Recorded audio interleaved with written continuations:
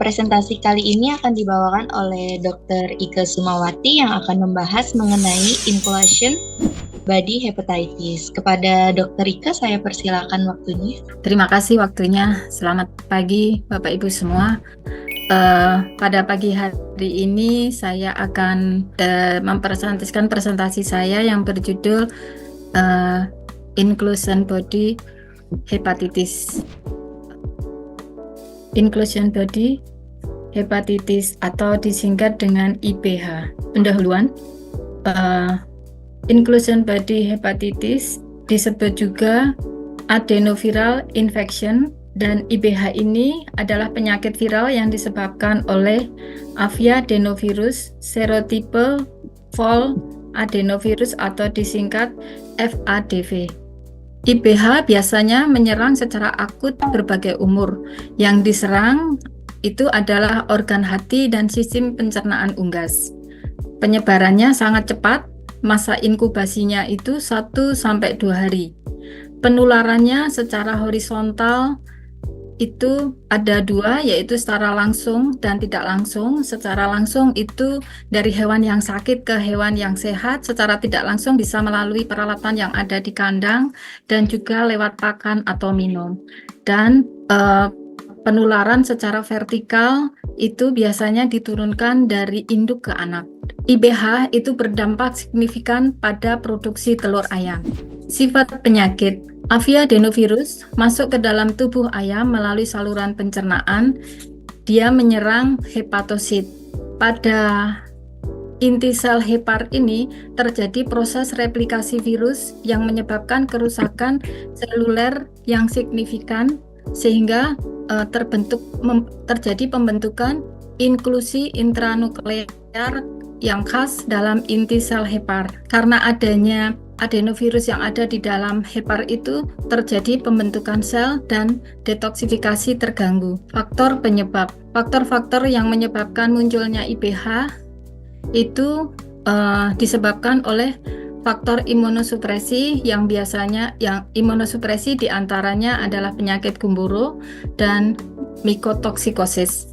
Juga ketahanan tubuh yang rendah, kepadatan populasi yang tinggi, dan juga faktor kondisi lingkungan yang tidak nyaman.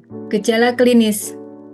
Gejala klinis bisa kita lihat itu anoreksia, bulu kusam, standar berat badan tidak tercapai dan terlambatnya pertumbuhan, kematian yang tinggi antara 2-40%, sedangkan morbiditasnya itu rendah, itu di bawah 10%, 1-10%, dan feses berwarna putih encer atau kuning berlendir. Diagnosa, untuk menentukan diagnosa bisa kita lihat dari gejala klinis dan juga bisa dilakukan dengan pembedahan. Pertama, kita lihat di hati, bengkak berwarna kekuningan, pucat, rapuh, ditemukan bercak berdarah. Pada gambar ini ditunjukkan hepar yang bengkak, tapi di sini tidak ada bercak, tapi biasanya itu sampai ditemukan adanya bercak darah. Kemudian yang kedua, ginjal pucat dan bengkak. 3, otot dada dan paha ditemukan perdarahan bercak. Yang keempat, atropi pada bursa Fabricius, limpa dan timus, di mana bursa Fabricius, limpa dan timus ini adalah sistem pertahanan tubuh. Yang kelima, terjadi akumulasi cairan bening di kantung perikardial atau disebut juga hidroperikard. Yang keenam, adanya gisat erosion. Yang ketujuh, usus dan alat visceral terlihat kemerahan. Bisa juga diagnosanya kita lakukan dengan histopatologi, dan juga untuk memastikannya bisa dilakukan dengan tes PCR. Nah, ini ditunjukkan di gisat adanya gisat erosion, dan di provennya itu ada petike merah, dan di sebelah gambar sebelah kanan ini kebetulan di bagian paha ini ada petike bercak-bercak merah, dan kalaupun di dada nanti munculnya juga sama seperti gini. Pengendalian untuk IBH, karena IBH ini belum ada pengobatan yang bisa menyembuhkan, pengendaliannya kita lakukan untuk mencegah infeksi sekunder dengan pemberian antibiotik mycospecton dan juga menekan tingkat stres dan angka kematian dengan pemberian metabolase, Tolefit 10 plus SE, dan juga bisa dengan Oregostim. Di mana metabolase ini meningkatkan imunitas tubuh, Tolefit 10 plus SE ini sebagai antioksidan, dan Oregostim liquid bisa menjaga kesehatan usus. Yang ketiga, pakan diberi Anpro-ST dan Anpro-NT supaya terhindar dari mycotoxikosis.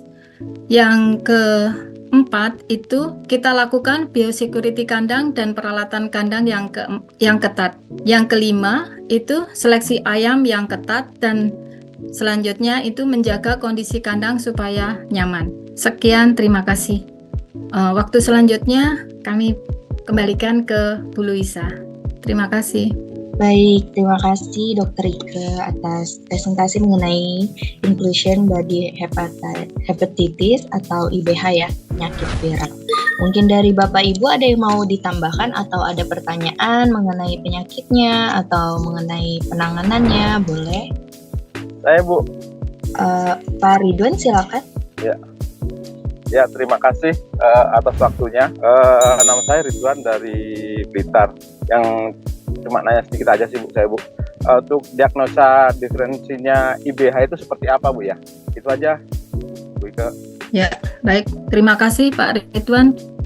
Diagnosa diferennya untuk IBH itu gumboro Pak, seperti tadi kita lihat di provennya gitu kan, ada petike merah, dan juga ada di